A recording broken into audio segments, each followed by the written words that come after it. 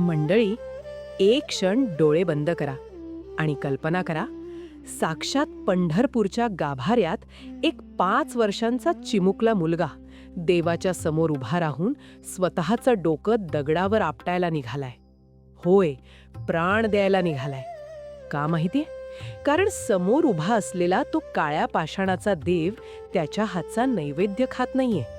तो रडतोय, विनवतोय, पण गाभाऱ्यात भयंकर शांतता आहे.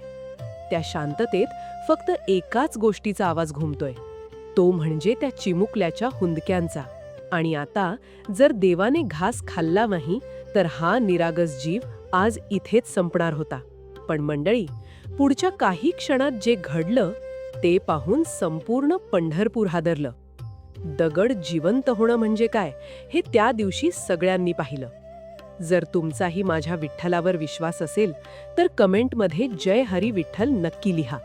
कारण पुढे जे घडलं ते तुमच्या आणि माझ्या कल्पनेच्या पार पलीकडचं आहे.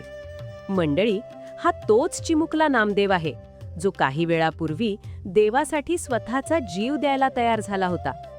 घरात त्यांचे वडील म्हणजे दामाशेटी यांचा एक अत्यंत कडक नियम होता. दामाशेटी हे साक्षात विठ्ठलाचे परमभक्त. त्यांचा नियम एवढा कडक होता की घरात काहीही झालं, आभाळ जरी कोसळलं तरी माझ्या विठ्ठलाला नैवेद्य दाखवल्याशिवाय कुटुंबात कोणीही अन्नाचा एक कणही तोंडात टाकायचा नाही. रोज न चुकता दामाशेटी स्वतः मंदिरात जायचे आणि विठ्ठलाला नैवेद्य दाखवायचे. पण आज वेळ वेगळी होती. दामाशेटी व्यापाराच्या निमित्ताने अचानक बाहेरगावी गेले होते. घरात पुरुष माणूस नाही, मग देवाला नैवेद्य कोण दाखवणार? हा प्रश्न गोणाईला पडला. घरातली चूल थंड होती, कारण देवाचा नैवेद्याशिवाय कुणी जेवणार नव्हतं. तेव्हा गोणाईची नजर अंगणात खेळत असलेल्या त्या 5 वर्षांच्या नामदेवावर पडली. तिने नैवेद्याचं एक मोठं ताट भरलं. ताटात भाकरी, भाजी, चटणी असा साधा पण अत्यंत प्रेमाने बनवलेला नैवेद्य होता. तिने ते ताट त्या निष्पाप जीवाच्या हातात दिला आणि नामदेवाला सांगितलं, बाळा, जा आणि विठ्ठलाला जेव घालून ये. पण मंडळी, हा साधा नैवेद्य नव्हता. हा त्या चिमुकल्या नामदेवासाठी साक्षात देवाची परीक्षा होती. आणि त्या दिवशी परीक्षा फक्त नामदेवाची नव्हती, तर साक्षात माझ्या विठ्ठलालाच उतरावी लागणार होती. 5 वर्षांचा तो जीव, अंगावर केवढी मोठी जबाबदारी आणि हातातलं ताट किती जड. माझ्या त्या चिमुकल्या नामदेवाने डोक्यावर टोपी घातली, अंगात साधी बंडी आणि हातात ते स्वतःपेक्षा मोठं ताट घेऊन तो मंदिराच्या दिशेने निघाला. मंदिरात जाताना त्याच्या निरागस मनाला वाटलं होतं की आपण जाऊ, ताट समोर ठेवू, देव लगेच आपल्या हाताने घास खाईल आणि आपण पटकन घरी येऊ. त्याच्या चेहऱ्यावर एक प्रचंड आनंद होता. पण मंडळी, गाभाऱ्यात पाऊल टाकताच त्या चिमुकल्या नामदेवाने असं काय पाहिलं ज्यामुळे त्याचा थरकाप उडाला? मंदिरात एकदम शुकशुकाट होता. माझा नामदेव हळूहळू पावलं टाकत गाभाऱ्यात आला. समोर साक्षात विठ्ठलाची काळ्या पाषाणाची भव्य मूर्ती. नामदेवाने अत्यंत प्रेमाने ते ताट माझ्या विठ्ठलासमोर ठेवलं. निरागसपणे हात जोडले आणि म्हणाला, देवा, माझे बाबा आज गावात नाहीत, त्यामुळे आज नैवेद्य घेऊन मी आलोय. चल, लवकर जेवून घे, मला खूप भूक लागलीये. तू जेवल्याशिवाय आई मला जेवायला देणार नाही. नामदेव आशेने मूर्तीकडे पाहत राहिला. वेळ सरकत गेला, पण देवाने घास काही खाल्ला नाही. नामदेवाला वाटलं, कदाचित देवाला मी लहान आहे म्हणून संकोच वाटत असेल. तो पुन्हा म्हणाला, देवा, मी लहान आहे म्हणून माझ्या हातचं जेवणार नाहीस का? बाबांसारखं मला मोठेपणाने बोलता येत नाही, पण जेवण तर आईनेच बनवलंय ना, मग खाऊन घे. पण देव कसा जेवेल? तो तर दगड आहे. गाभाऱ्यात एक विचित्र निशब्दता पसरली होती. नैवेद्य हळूहळू थंड होत होता. नामदेव तासन तास वाट पाहत होता. 1 तास, 2 तास. नैवेद्याचं ताट तसंच होतं. ताटातला अन्नाचा एक कणही कमी झाला नाही. या निराशेमुळे जो नामदेवाच्या मनात जो संताप उसळला, तो संताप सामान्य नव्हता. त्याने साक्षात पंढरीची वीट हादरली. त्याच्या डोळ्यातून अश्रू वाहू लागले आणि त्याने असा एक भयंकर निर्णय घेतला जो ऐकून तुमच्याही काळजाचा ठोका चुकेल. नामदेवाने असं काय केलं? नैवेद्य आता पूर्ण थंड झाला होता. इकडे वेळ पुढे सरकत होती आणि तिकडे नामदेवाची घालमेल वाढत होती. त्याच्या निरागस मनाला आता वाटू लागलं होतं की देवाला आपला राग आलाय, किंवा आपण लहान आहोत, आपल्याला मंत्र येत नाहीत, श्लोक येत नाहीत, म्हणून माझा विठ्ठल आपल्याला दूर लोटतोय. तो धाय मोकळून रडायला लागला. तुका म्हणे, आता माझा विठ्ठल येणारच. पण त्या क्षणी माझा नामदेवही तितक्याच आर्ततेने हाक मारत होता. देवा, तू का जेवत नाहीस? माझ्या आईने खूप प्रेमाने ही भाकरी बनवलीये. तू जर जेवला नाहीस तर आज माझे बाबा उपाशी राहतील, आणि माझ्यामुळे जर बाबा उपाशी राहिले तर मी जिवंत राहून तरी काय करू? त्या चिमुकल्या नामदेवासाठी तो फक्त एक काळ्या पाषाणाचा दगड नव्हता, तर तो त्याचा सखा होता. पण आज तो सखाच त्याचा जीव घ्यायला उठला होता का? नामदेवाने आपले डोळे पुसले. त्याच्या चेहऱ्यावर आता लहान मुलाचा भोळेपणा नव्हता, तर एका भक्ताची अटीतटीची जिद्द होती. त्याने एक अतिशय भयंकर निर्णय घेतला. त्याने विठ्ठलाच्या मूर्तीकडे पाहिले आणि म्हणाला, पांडुरंगा, मी तुला शेवटचं सांगतोय, जर तू आता हा घास खाल्ला नाहीस तर मी याच क्षणी तुझ्या याच विटेवर आणि पायांवर माझं डोकं आपटून माझा प्राण सोडेन. मग राहा तू उपाशीच. आता ही भक्ती नव्हती मंडळी, हा तर जीव आणि देव यांच्यातला शेवटचा संघर्ष होता. हे नुसतं बोलणं नव्हतं मंडळी. तो 5 वर्षाचा निष्पाप जीव खरंच स्वतःचं डोकं दगडावर आपटायला खाली वाकला. गाभाळ्यात मृत्यूसारखी निश्शब्दता पसरली. नामदेवाचं डोकं वेगाने त्या दगडाला धडकणार. तो आता स्वतःचा जीव देणारच होता. इतक्यात गाभाऱ्यात एक प्रचंड मोठा आवाज घुमला. असा आवाज जो त्यापूर्वी पंढरपुरात कधीच कुणी ऐकला नव्हता. काय होतं ते? माझा देव, माझा विठ्ठल खरंच आला होता का? तुम्हीच सांगा मंडळी, तो आवाज कसला होता? तो आवाज होता त्या काळ्या पाषाणाला फुटलेल्या पाझराचा. नामदेवाचं डोकं त्या कठोर विटेवर आदळणार त्याआधीच 2 अतिशय उबदार आणि प्रेमळ हातांनी त्याला घट्ट पकडलं. त्या क्षणी मंडळी, जणू काळच थांबला होता. नामदेवाने रडत रडत डोळे उघडले, पण काही क्षण त्याला स्वतःच्या डोळ्यांवर विश्वासच बसत नव्हता. समोर दगडाची मूर्ती नव्हती, साक्षात युगे 28 विटेवर उभा असलेला तो परब्रह्म आता सजीव झाला होता.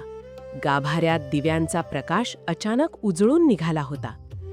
माझ्या विठ्ठलाच्या डोळ्यातही आपल्या भक्तासाठी अश्रू तरळले होते. देवाने नामदेवाला खाली वाकून पोटाशी धरलं. ज्याला पाहण्यासाठी, ज्याचं रूप डोळ्यात साठवण्यासाठी योगी मुनी आयुष्य घालवतात, तो माझा विठ्ठल आज एका लहानग्या भक्ताच्या प्रेमापोटी मूर्तीतून बाहेर आला होता. म्हणतात ना, देव भावाचा भुकेला, ते आज खरं ठरत होतं. विठ्ठल स्वतः एका साध्या पाटावर खाली बसला.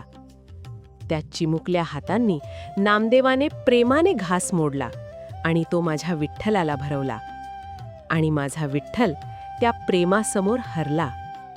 त्याने तो साधा भाकरीचा घास अशा आवडीने खाल्ला जणू त्याला 56 भोग मिळाले होते. एका 5 वर्षाच्या मुलाने आपल्या भक्तीने साक्षात देवालाही पाटावर बसवलं होतं. ताटातला शेवटचा कण संपेपर्यंत देव आणि भक्त एकमेकांकडे हसत पाहत होते. देवानं ताट अगदी पुसून खाल्लं आणि माझा नामदेव आनंदात नाहून निघाला. पण मंडळी, ही कथा इथे संपत नाही. जेव्हा तो रिकामं ताट घेऊन आनंदाने घरी आला, तेव्हा आई गोणाईच्या मनात जी शंका आली, त्यामुळे एक नवच वादळ उठलं. असं काय घडलं घरी? आईला त्याच्यावर संशय का आला?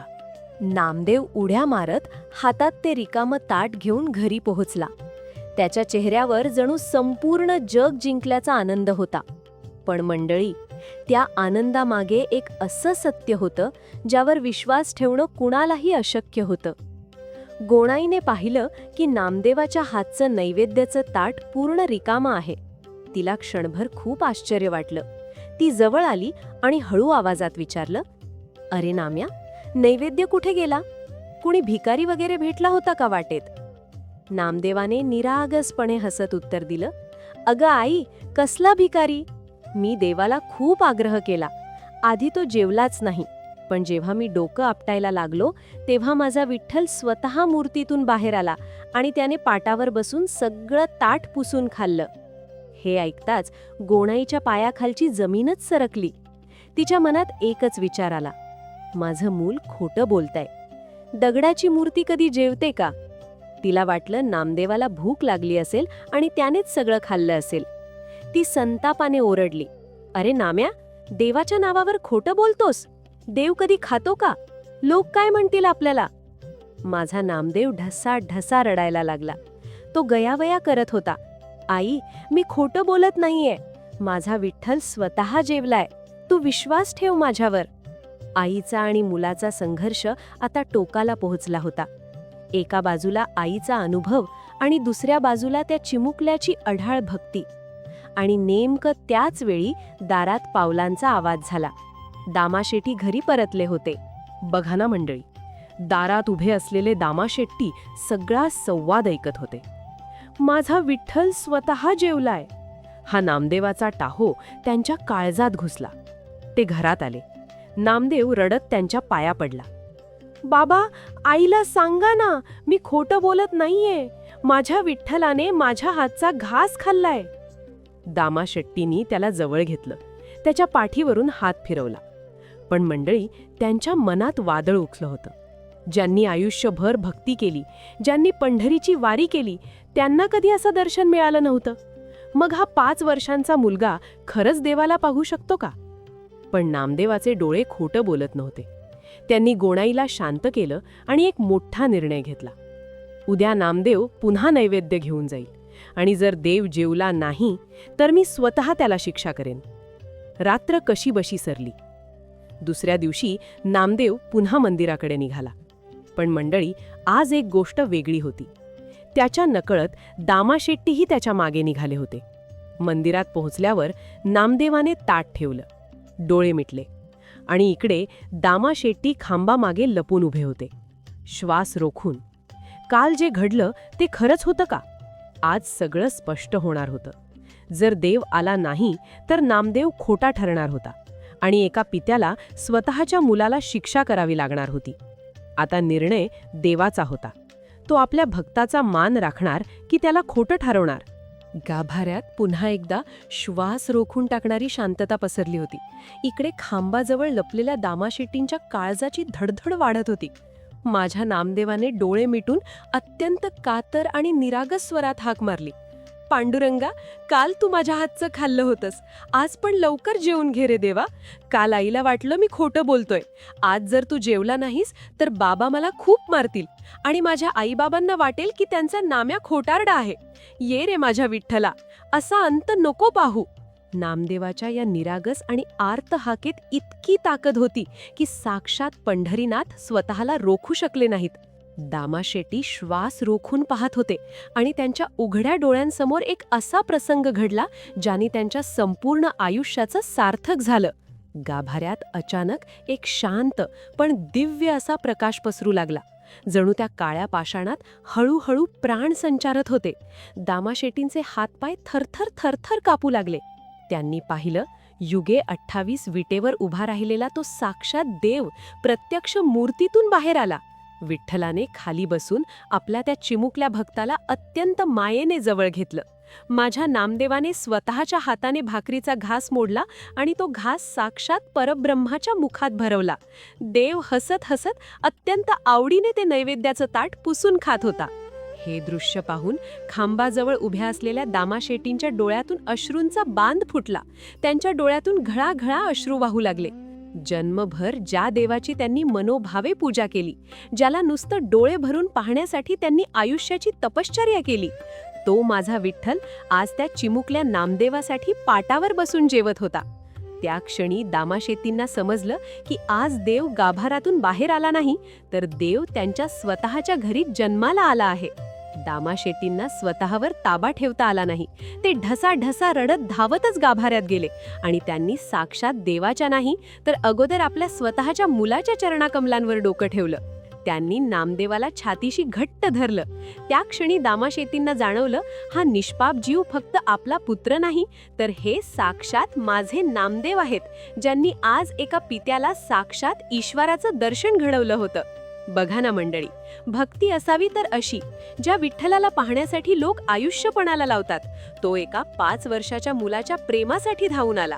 पण या सगळ्या अचाट आणि अंगावर काटा आणणाऱ्या गोष्टीतून आज आपल्याला नेमकं काय समजून घ्यायचंय? त्या दिवशी दामाशेट्टींच्या अश्रूंनी संपूर्ण गाभारा भिजला होता. आणि मंडळी, त्या एका प्रसंगाने आपल्याला एक साधी पण खूप मोठी गोष्ट शिकवली. आपण आज देवाला खूप काही देतो, नवस बोलतो, देवळात जातो, पण कधीकधी आपण देवाशी बोलायलाच विसरतो. त्या चिमुकल्या नामदेवाने देवाशी व्यवहार नाही केला, त्याने देवाशी संवाद केला. त्याने देवाला हाक मारली आणि देवाला यावंच लागलं. कारण देवाला मोठेपणा नाही हवा, त्याला फक्त खरं मन हवं. आपण आज असं मन ठेवू शकतो का? जर तुमच्या मनातही तसाच भाव असेल, तर माझा विठ्ठल आजही तुमच्या पाठीशी उभा राहतो. मित्रांनो, अशाच संतांच्या कथा, व्रतांचा महिमा आणि आपल्या सण उत्सवांमागच्या पौराणिक गोष्टी जर तुम्हाला मनापासून ऐकायला आवडत असतील, तर आपल्या पौराणिक मराठी चॅनलला नक्की सबस्क्राईब करा आणि कमेंटमध्ये प्रेमाने लिहा, रामकृष्ण हरी.